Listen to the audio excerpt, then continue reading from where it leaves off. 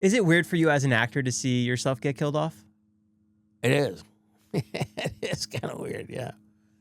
Yeah, getting shot and dragged off. That's the part that I think freaked me out most was where they're dragging them. It's like they're just so lifeless and just I don't know, gross. Ended up in a shallow grave in the desert. And they did that all in one take? We did my death scene in one take. I rarely would talk to the directors about, like, I let them do what they want to do and blah, blah, blah. And I remember Ryan Johnson, who has since gone on to be very famous as a director.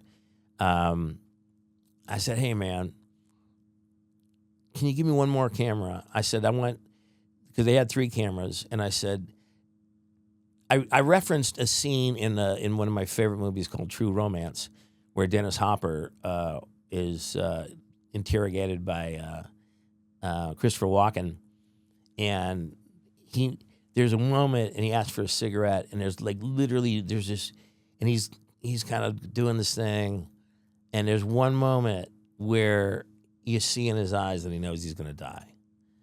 You know what I'm saying? And I said, Ryan, is there any way we can get one extra camera that's just mine for me? Because we had Brian's perspective, my close-up, a middle-level shot. And so we did, and we did it. We did it it was action, and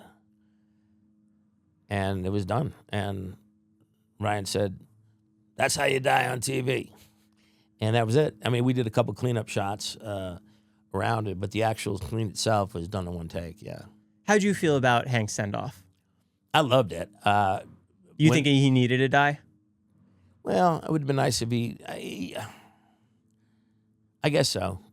I remember Vince telling me that he says, you're going to die, but you're going to die with your dignity.